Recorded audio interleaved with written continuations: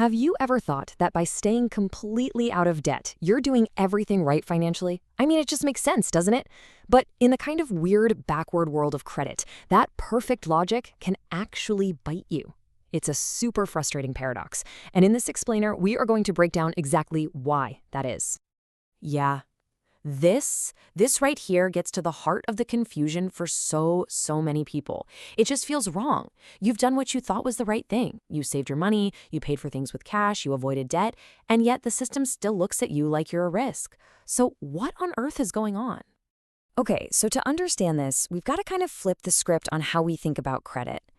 Lenders aren't really looking at how much debt you have. They're trying to predict the future. They want to know one simple thing. If we give you this money, can we trust you to give it back? Let's make this way simpler. Forget banks and credit bureaus for a second. Let's just imagine you're the one lending the money, and you've got 3 different friends who all ask for a loan. How would you decide who gets it? Okay, so first up is friend number 1, the bad borrower. This is the friend who has a clear track record of being, let's just say, unreliable. Lending to them feels like a huge, obvious risk, right? Well, this is exactly what lenders see when they look at someone with bad credit, a proven history of not paying people back. It's a pretty easy no. Now, here's the part that really matters. Friend number 2 has never borrowed money from anyone, ever. Are they super responsible? Maybe. Are they a secret financial train wreck? Who knows? They are a complete unknown. And for a lender, that uncertainty, that mystery, is also our risk. This is the whole no credit problem in a nutshell. And then, finally, you've got the reliable friend. They've borrowed a little bit here and there, and they've always paid it back right on schedule. You have a history with them, and that history proves they're trustworthy. This is your friend with good credit. They're a known, low risk, and the one you'd feel totally comfortable lending to. You know, this whole unknown friend situation actually has an official name in the financial world. They call it a thin credit file. It's just a fancy way of saying your credit report is basically a blank page. They have no data, no story, nothing to help them decide if you're a good bet. And without that story, they usually just play it safe and say no. So why do we even care about this? I mean, who cares if your file is thin? Well, it matters a lot. Because having a thin file doesn't just make it hard to get a loan, it can be a real roadblock for some of life's biggest things, from buying a car to just, getting an apartment. And that apartment thing, it is very, very real. A study back in 2017 found that the average credit score for a renter who got approved was 650. For those who got rejected, it was down at 538. If you have no score at all, you just get lumped into that same high-risk unknown pile, which makes it so much harder to get the keys to a new place. Now, when it comes to loans, having a low or non-existent credit score is often the #1 reason you'll get denied. But lenders are also looking at the bigger picture, right? They're checking your income, how much debt you already have, and if you're asking for a realistic amount. It's a whole checkup on your financial health. Okay, so that's the problem, but here's the really good news. This is a totally solvable problem.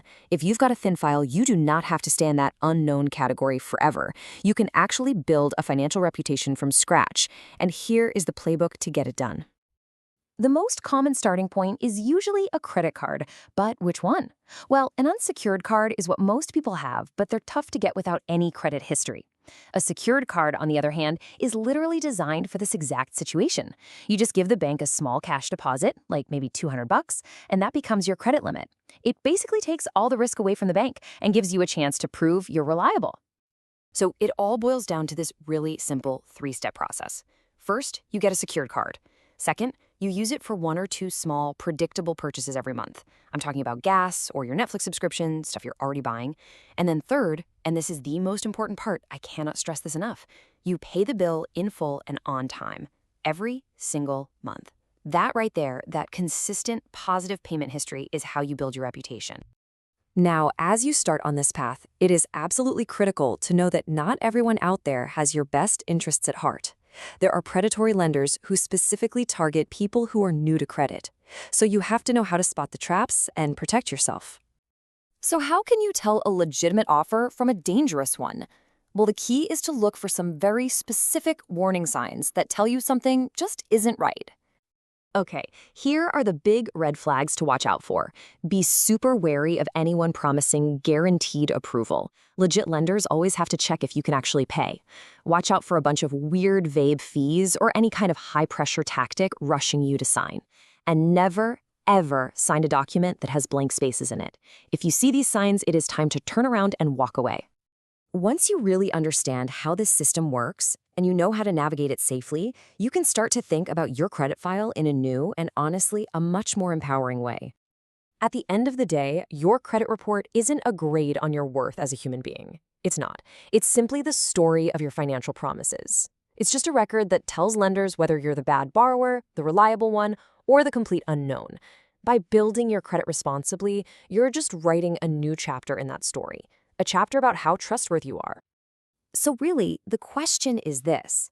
Is your financial story going to be a blank page, a mystery? Or are you going to be the author who actively writes a story that proves you can be trusted? The choice and the power to write that story is all yours.